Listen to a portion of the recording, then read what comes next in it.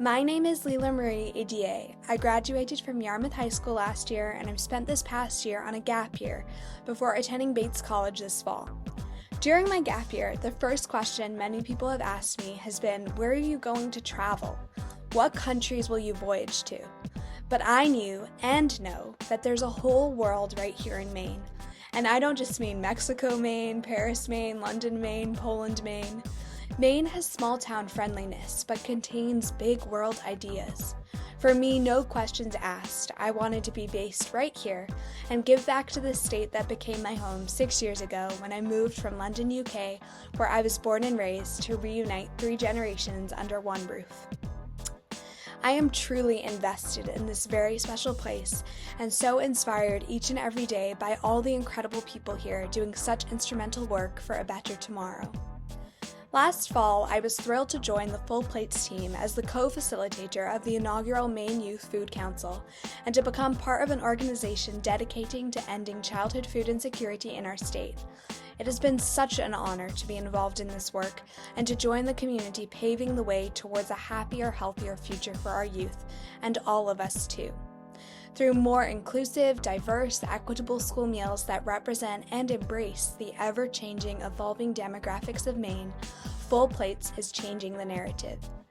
As many of you know, in 2021, Maine was one of the very first states to pass the landmark School Meals for All legislation.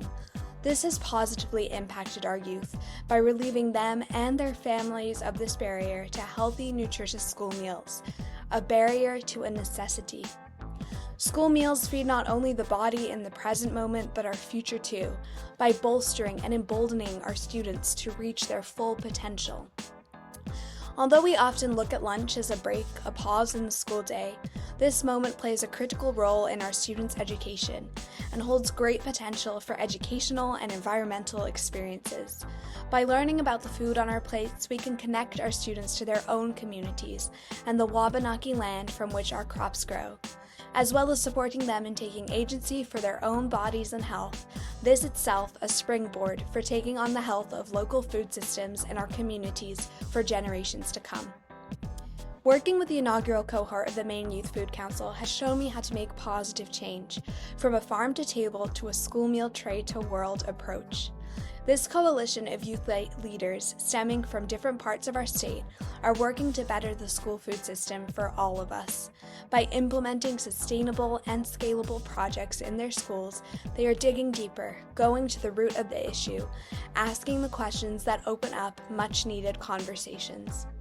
Each month, the Council holds a meeting focused around subtopics of the school food system, with an eye to accessibility, going and growing local, inclusivity, and always centering youth voice and choice.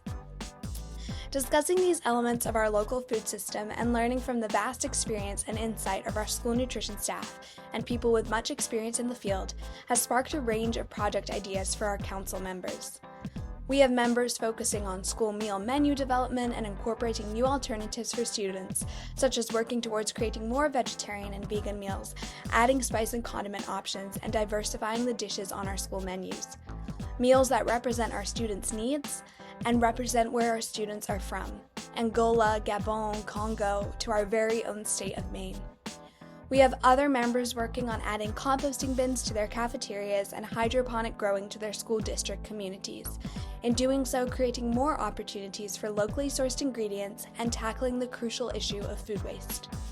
Fostering relationships with local growers and distributors and forging long-lasting partnerships with farmers and fisheries will enable us to create healthier meals and diversify the palate of our students. In Maine, we are so fortunate to have an abundance of nutritious and natural produce, from sea to land, from crustaceans to wild blueberries.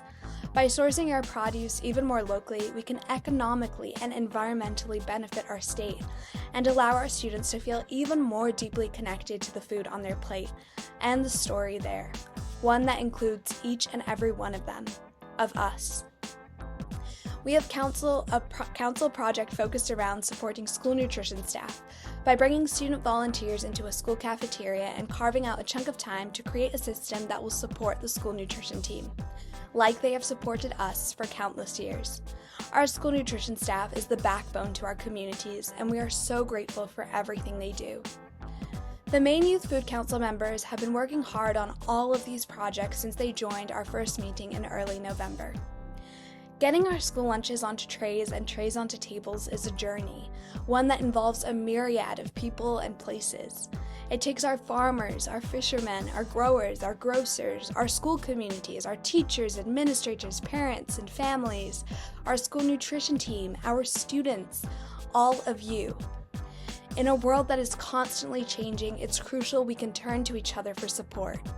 And food is something that sustains every one of us. People say it only takes one person to make a change. While I believe that is absolutely true, I also believe that it takes all of us to make sure that its impact is long-lasting. So thank you for being a part of this necessary and exciting journey, for valuing our youth, listening to our voices, and for feeding not only our present, but our future too.